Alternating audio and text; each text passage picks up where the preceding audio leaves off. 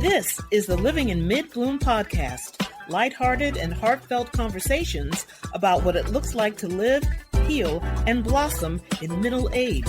I'm your host, April Pruitt. Let's get our bloom on.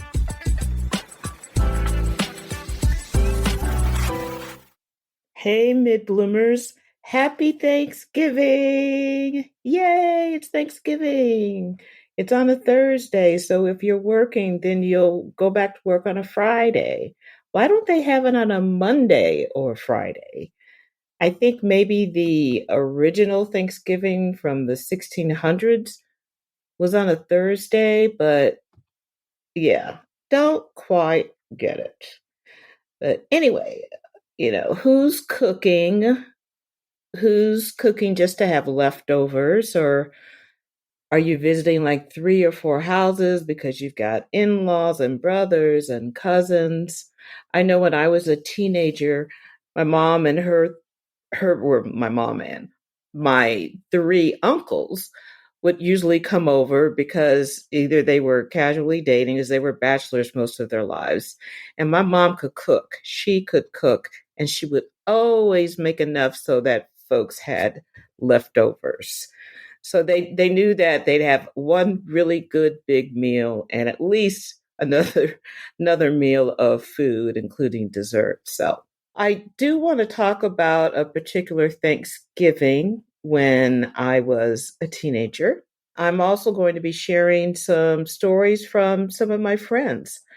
So let me start with my story. It was my senior year of high school, and on that particular Thanksgiving that year, so what was that, 75? Yeah, 75. I graduated in 76. I was a Hindu, which meant that I wasn't eating meat. And then you scratch your head and wonder, why, April, why would you be a Hindu when you've grown up a Baptist? What is going on here? Well, I shall tell you. But first, I would like to go to my friend Cindy, who shares her thoughts about Thanksgiving.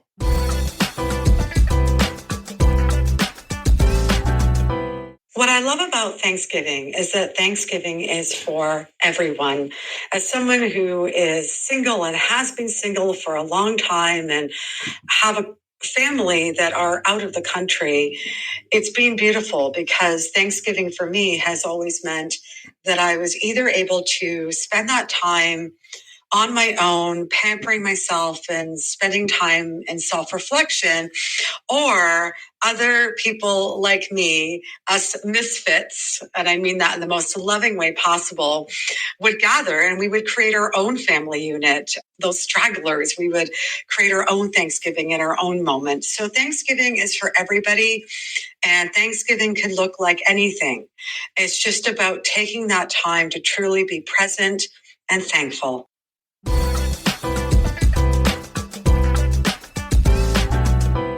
Surprisingly, I was a nerd in school, and I had other nerdy friends. And I'm not quite sure who thought of it, but there were 6 of us that decided we wanted to go camping. Now, I'm not a camping person. I mean, I did that in Girl Scouts and I hated it. But my understanding of the place we were going is that they weren't just tents, they were actually wooden houses. So we're sleeping inside and there's heat. So I thought, okay, that's cool. Then we had to figure out, well, what food are we going to bring? What games are we going to play when we're there? So we all met at, I forgot whose house we met. Of course, I'm thinking, yeah, we'll grill some hot dogs and hamburgers. 2 of the young ladies that were there were sisters. And another friend of mine said, well, they're Hindu, they don't eat meat. So, we want to accommodate them. And I thought to myself, what? I'm not going to get a hot dog because they don't eat meat, but I didn't say anything. It's like, okay. We thought, okay, so we'll have tacos, but we'll have beans. And honestly, I don't remember what other food we had, but I just, I wasn't the happiest camper at that time. But, we got marshmallows so we can do s'mores, chocolate and graham crackers and all that stuff. So we made sure we had enough stuff. And so we got there. And the interesting thing is, so we've got these 2 Hindu girls.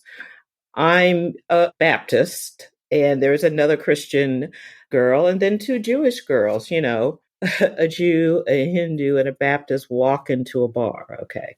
We're there, and of course, the bugs everywhere, which I can't stand. So, killing a couple of bugs. And one of the Hindu girls, the younger sister that stomped on a spider to her sister, was like, "Oh my God, what are you doing? You're not supposed to kill anything." And I'm like, "What? Kill anything?"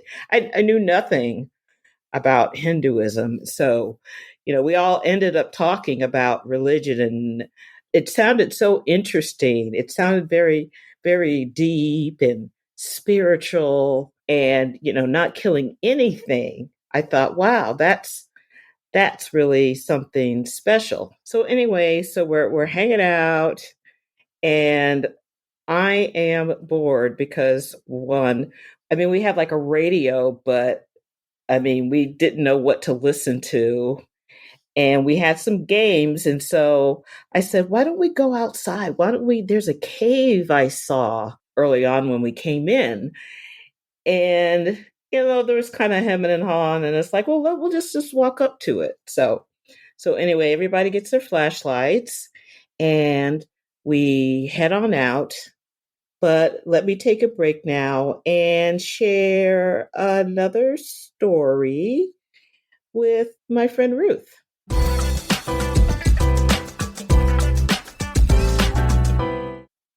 Thanksgiving is my favorite holiday. There are two Thanksgivings that come to mind. Thanksgiving 1987, I was living in Nanjing, the People's Republic of China. I lived at the Hopkins Nanjing Center, where there were American and Chinese students.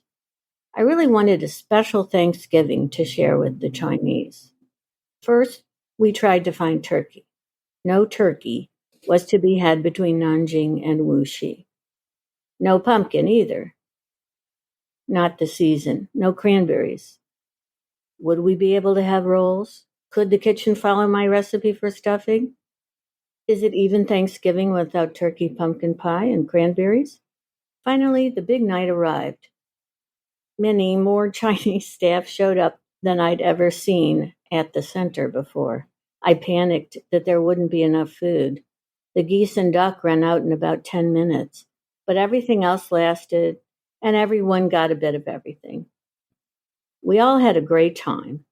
In the end, we served over 200 people. There was much to be thankful for. Thanksgiving 2020. It's the middle of the pandemic before the vaccines. I can't visit my mother in the assisted living facility. My sister, because my 98-year-old father is staying at her house, or my very young great niece and nephew.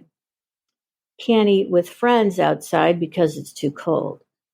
Anyway, we organize the food, and they come to pick up their plates of turkey, potatoes, yams, stuffing, cranberry sauce, and pumpkin pie. The three of us eat together on Zoom. It was bittersweet, but we were all safe and healthy. There was much to be thankful for. Turns out, it doesn't matter what you eat, where you are, or how many people are there. Being thankful and counting our blessings is a wonderful thing. There is always something to be thankful for.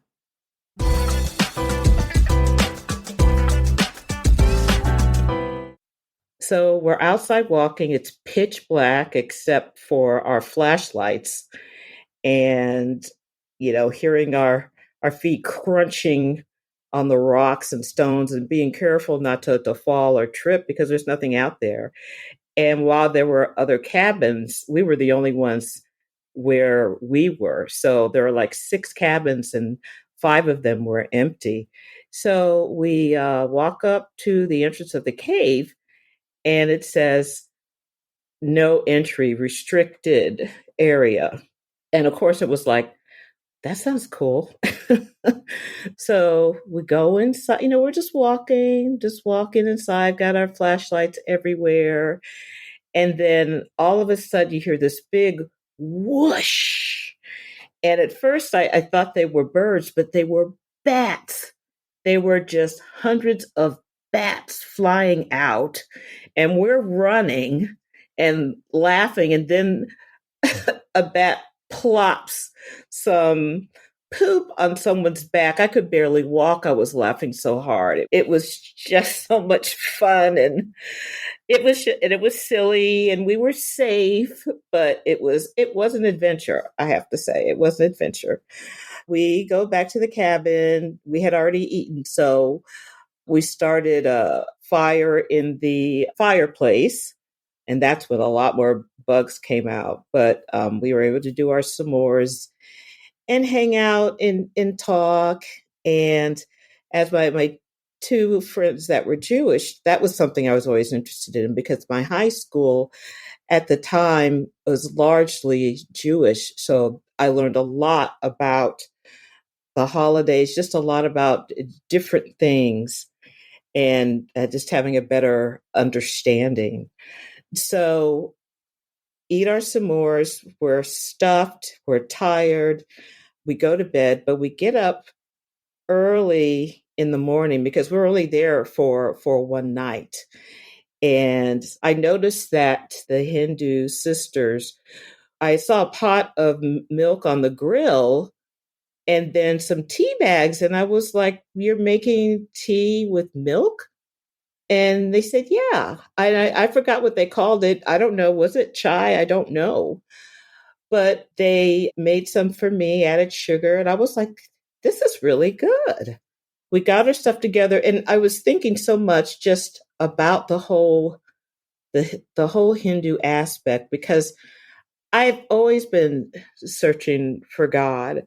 I mean, when I was 12, I wanted to be baptized. It wasn't anything that I talked to my family about. It was just something that I just felt in my heart. And when I had gone through that process, and then I was supposed to start Sunday school, but I got to tell you, the kids at Sunday school were just not nice.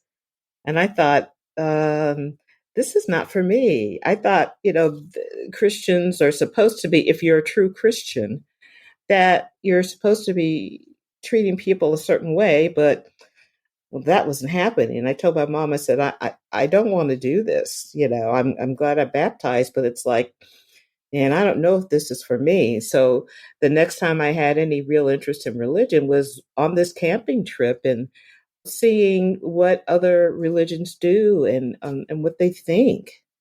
So that's when I had thought maybe I do want to be a Hindu. I mean, I didn't say anything to anybody, but I'm asking all my questions. I'm always curious. I'm always a curious person. So we get home, and it was the day before Thanksgiving. And like I said, my uncles were coming over and some other family members were coming over. And so let me share one of my other stories here before I get to the end of mine. Let's hear what Kathleen has to say.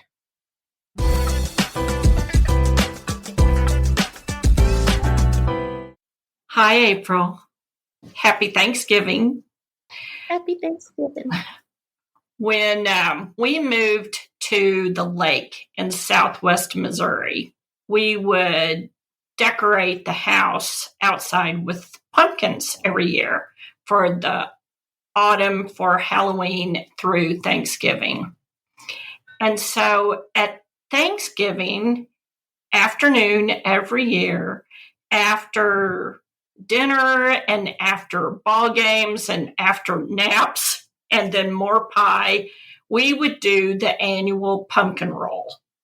So everybody would get a pumpkin, and our house sat on a slope above the lake. So we could get a really good run at the pumpkins. Everybody would choose a pumpkin and start rolling it down the hill, and it would roll across the yard, down the road, and into the lake. And so we would have pumpkins bobbing all in our cove at the end of Thanksgiving every year. And one year we had my nieces and nephews. They were all in their 20s, but you've never seen a bunch of adult children turn into little kids as kids running after pumpkins to get them into the lake. It was hilarious. And they would go and get each other's pumpkins and throw them in the woods, so they'd have to run after them, and then they'd go. It was chaos, but it was one of the most fun Thanksgivings I can remember. Just the joy of people chasing pumpkins.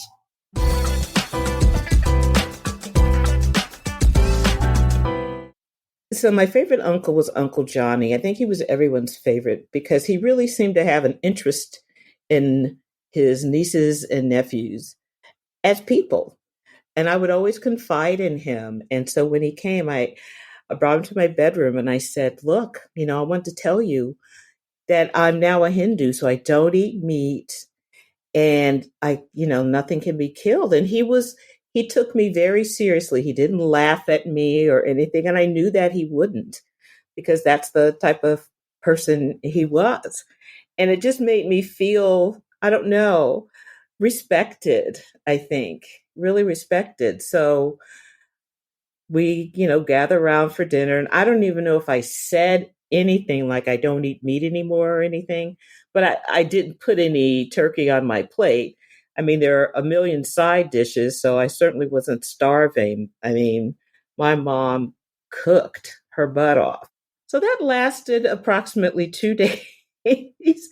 I think I almost kind of forgot about it, but I give myself credit for just thinking about something else, just looking at the world around me differently. I certainly looked at things differently from then on, knowing that there are all of these options out there in the world to choose what you believe in, what you don't believe in, and what is good behavior and what is considered blasphemy.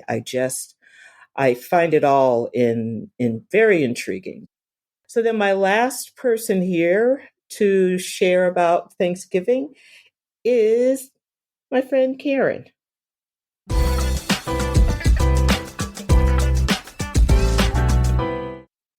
Well, thank you, April, for having me on the podcast in mid-bloom. And your question was if I could meet with somebody, sit down with somebody, living or dead, who would that be? Or if I wanted to invite them to my Thanksgiving table. And the person that I would invite to my table would be Maya Angelou. Oh. It's funny. I didn't realize she was born in St. Louis. I live right outside of St. Louis. Yeah. Yeah. But she is just the most was such an outstanding individual, created so much incredible change and positivity in our world, did so many different things. It wasn't like she just wrote books or just wrote poetry or just directed films or just read a poem at the inauguration for the president. She did so many different things. It's really overwhelming that one person encompassed all of that in her lifetime.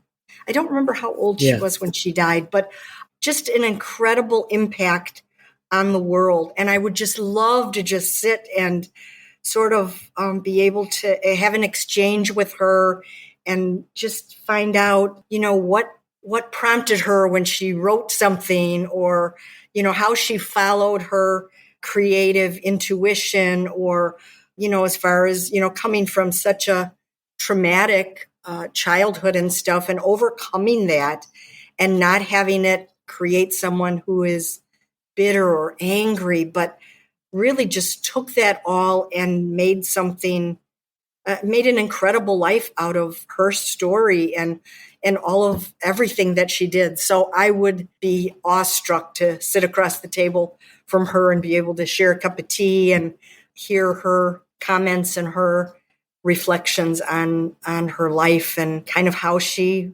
navigated her way through the ups and downs as we all do.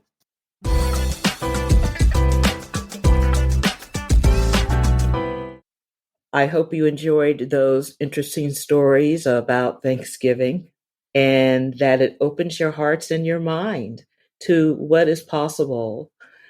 And sending blessings to everyone.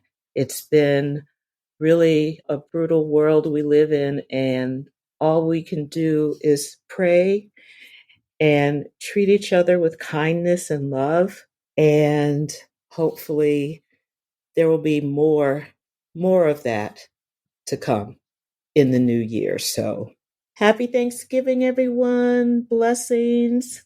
Talk to you soon. Thank you for joining me today on Living in Midbloom. I hope you found this episode insightful, meaningful, and maybe it's given you something to think about. I invite you to share your positive reviews or ideas on topics you would like me to touch on by leaving your comments on Apple Podcasts, Spotify, Castbox, Podchaser, or Podcast Addict. We are all divine beings who just want to be seen, heard, and loved. Have a beautiful day.